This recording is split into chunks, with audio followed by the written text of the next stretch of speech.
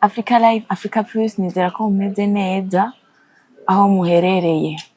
No musi rero twaba tuje kumwe n'umukozi w'Imana adasanzwe cyane avuga ubutumwa bwiza.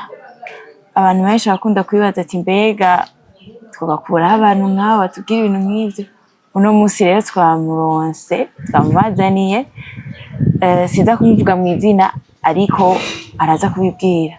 Karibu cyane umukozi w'Imana. Ego. Amahoro. Ego. Abariko baradukurikirana bifuza kumenya mbega ninde turi kumwe. Evangeliste Ndayizeye Laura. Ego. Evangeliste Ndayizeye Laura, usanzwe ukorera hehe umurimo w'Imana? Umurimo w'Imana asanzwe ndagukorera mu ntara ya Cibitoki, ni komine ya Rugombo. Ego. Mbega iki gikorwa ukora ugikora ku giti cawe canke ni c'ishengero runaka? Hari ishengero runaka umuntu ashobora kuvuga ati ngiye kumuraba ndashobora kumusanga muri iri shengero? Si ku giti canje, ndafise aho nkorera.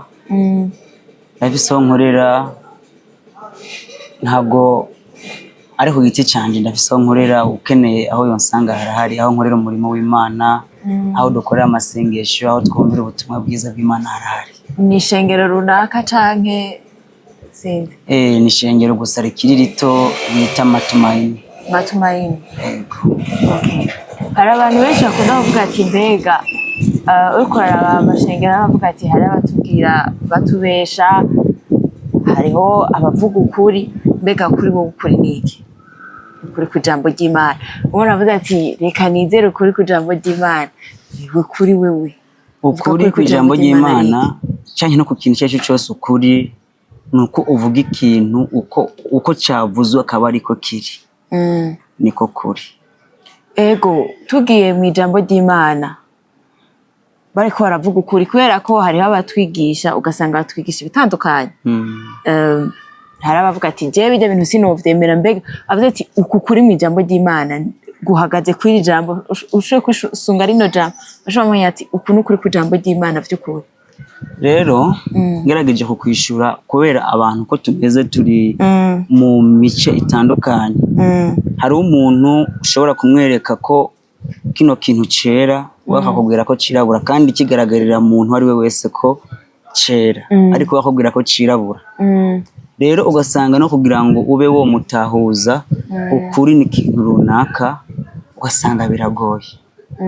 Ariko nagira ndakubwiza ukuri mu ijambo ry'Imana kugira ngo ube womenye ukuri uko ariko cyangwa ube wo kwakira ikintu karukuri cyangwa umenye karukuri.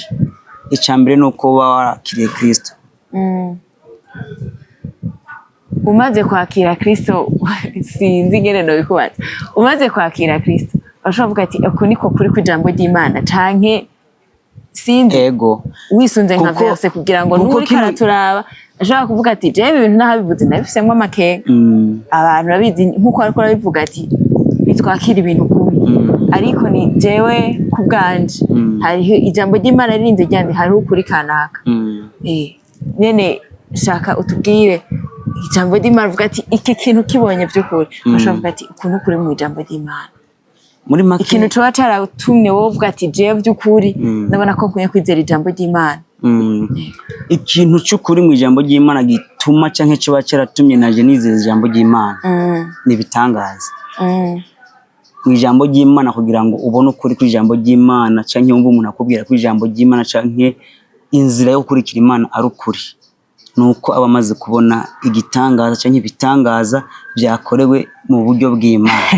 Tukiri ngaho nyene ni ikihe gitangaza wowe warabonye wowe ukavuga ati by'ukuri aha hantu ndabona yuko nkwiriye kwemera ijambo ry'Imana? Ni byinshi sinebwa ngo ndabimare gusa reka mere nk'uca mu ncamake. Icambere je nari umunyavyaha, nari umusambanyi, nari umubeshi, nari umwescro, nariba, nakoze ibyaha byinshi bitandukanye. Nta cyaha kibaho mu byaha bizwi ngira ngo kiretse kuroga no kwica, ariko nabyo bashobora no kwica mu majambo cyangwa kuroga no mu majambo kuko urabizi ko bibaho. Ariko igitangaza Imana yankoreye cyatumye menya yuko Imana ariko kuri konyene cyane kumenya Imana ariko kuri Imana yarankijije. Je nakuriye mu muryango wa Mizerma kuze ndi umwisilamu ndakura kugishika nk'izi myaka 18. Yego.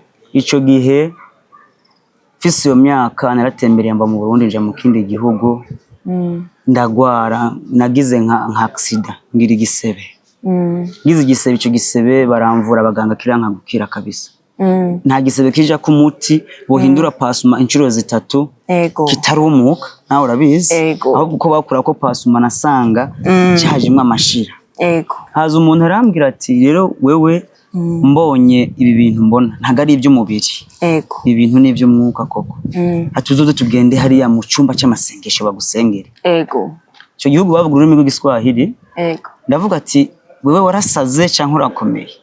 Imana ikiza amapepo n'amadayimoni ntagikiza ibisebe bikizwa na muganga. Yego. Arakambira ati ariko naho tekura nahura neza uramutse uje bakagusengera. Kuri wokira ngerageje kuraba iminsi uvuwe bikanga. Ariko burya wagusengeye wokira. Yego. Ndamupinga pe. Umunsi umwe ndamwumvira ndagenda baransengera ariko umugoroba baransengera ndataha. Yego. Nabukeye bugira kabiri ndasubirayo baransengera ndataha. Umunsi ugira gatatu bavuye kunsengera bugira gatatu. Cansanga ndahamagara umuganga ahora mpinduka kuko yampindura pasuma muhira. Yamuhamagara ati mpindure pasuma. Ayikuyeko pasuma yavanye ko n'inyuzi hasigaramwe inyuzi 3 zonyene zijya ndodo ziba zishonye igisebe. Yego. Hasigaramo 2 gusa igisebe cyakize no gutambuka sinatambuka no kuja ku mwanda mukuru narinda kujana n'umuntu afata nk'amaboko kuko sinapfunye ukuguru bigasaba nyene ko amfata amaboko ariko kuva ico gihe amaze kunsengera cya gisebe kirakira. Yego. Ariko avuye ko ngira iyo mpanuka hari haraje umuntu w'umumama w'umukozi w'Imana arambwira ati wewe uzogira impanuka n'abantu muri kumwe. Ariko wewe n'abandi bakeya muri mwebwe. Acho muzoba baragusa ntimuzopfa ati kuko Imana irabakeneye ko muzoyikorera. Ndavuga ati no mugore n'umwesiko. Ibintu uvuga wowe wabibonye gute ufise ikiyo uri umupfumu wiboneye. Ariko bimaze kuba ivyo nkabona cyagisebe kirakize. Ndavuga ati ya Mana wo mwijuru yavugira muri wa mugore niye nkijije.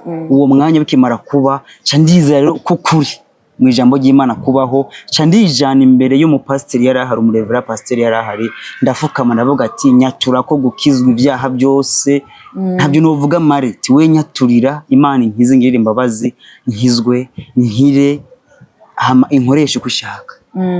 Niho nakiriye ijambo ry'Imana canke ijambo ry'Imana karukuri. Impamvu ngo ati ijambo ry'Imana kugira ngo wemere neza ko ukuri ko mu ijambo kw'Imana kuriho canke ari ukugira icyo ufatira ko nuko uriboneramo ibitangaza. Niki toba caratumye wumva ko ugomba kuba umu evangeliste? Mbo ntago ari nje nabitumye. Mbuze gutyo nabambeshe kuko je ico gihe kimara kunsengera maze gukizwa nabanye inshuti y'abakozi b'Imana bari bahari ico gihe aho hantu naba. Yego. Bakaza banjana mu butayu bakansengera tugasenga hama inyuma ntaranabatizwa mu manzi menshi wumva ibitangaza Imana yankoreye.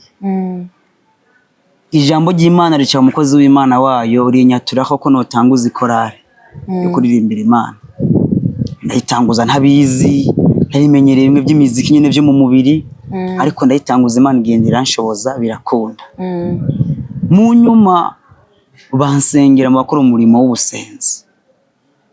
Ntabizi nzosenga gute no gusenga ntabwo nari ndabizi nari nimenyereye byo muri mizirima ntabwo nari nimenyereye ibintu byo gusenga mu by'Ikristo byarangora cyane. Yego. Ariko kuva ico gihe ndayimenyereza buke ndasaba Imana ati Mana unkomeze kuko nari no mu gihugu kivuga Igiswahili ico gihe n'Igiswahili ntabwo nari ndakizi cyane nkavuga ati unanshoboze menye n'ururimi rwa hano hantu ushobora ndasenga canke nkora imirimo yawe bikunda irabikora. Mu nyuma ko cyo evangeliste naho barantoye je ntabwo nahagurutse ngo mvugwe ngo ndi umu evangeliste. Oya bara abakozi Imana bari bahari Imana yabanyuzemwo irababwira ko hakenewe abakozi b'Imana bagomba kwivugira ubutumwa hama mba mu batorwa muri bo kandi nari umwana muto cyane ariko nakoze ibikorwa atari bike mu ivuga butumwa no mu mpande zitandukanye. Yego. Hagati aho hariho nawe ibitangaza aho gukoreshwa. Yego. Atari kimwe canke bibiri canke bitatu. Igitangaza ca mbere nshimira Imana nkoreshwa nayo no kuba no shobora kuba afise ingabire yo kuba no kwigisha abantu. bagahereka inzira y'icyaha bagakizwa. Icyo ni igitangaza cya mbere. Ikindi naco Imana kuba inkoresha nkasengera abantu bagwaye ingwara runaka bagakira canke bafise imitwaro runaka bakishurwa, nico ndagishimira Imana. Imana ishimwe. Ndumva yuko nitwagira turashobora kubabaza mukadusengera. Nta kibazo n'ukuri tuhari ku bwanyu. Bwira ijambo rya nyuma umuntu ariko aradukurikirana kugira ngo yumve yuko ushingira naho Imana by'ukuri kandi wayibonye. Imana n'ukuri narayibonye, uri karatwumva wese cyangwa udukurikiranye. Imana ni nziza kandi Imana ikora ibitangaza. Narayibonye, je narayibonye apana ku metero nyinshi, ahantu kwita nka vis-a-vis narayibonye. Kumwe David avuga ngo nari narakumvise ngo none ubu je narayumva bivuga, ariko narayibonye kuko Imana je yatangiye kunkoresha ntaranabatizwa mu mazi menshi, ariko nkakora ibitangaza birenze n'ibyo bamaze kubatizwa, nkasengera abantu, nkavuga ubutumwa abantu bakakira. Rero wowe karadukurikira no kuri Imana irahari kandi Imana irakora. Hama mwabyumvise tugitangura ikiganiro yuko ndi umukozi w'Imana mu ivugabutumwa ndetse no mu by'amasengesho. Sanzwe nkorera mu ntara y'Ibitoki muri komine Rugombo. Nko bashaka gutabagwa ku ngwara runaka, ku mutwaro runaka, turamuhaye kaze. Ntidukumire dufatiye ku madini, dufatiye ku zindi mvo runaka. Ukira kuza gusa ufise umutima umenetse, Imana ikakugirira neza, kandi benshi barashima Imana ku buryo igende bakorera uko bwije uko bukeye. Hama mwarahezagiwe. Yego, tubashimire cyane. Yego namwe murakoze cyane. Yego. Africa Live, Africa Plus, twari kumwe n'umukozi w'Imana adasanzwe mwabyumvise. Tubandanye dugira subscribe, ama j'aime menshi, ama commentaire, mupartaja, murakoze.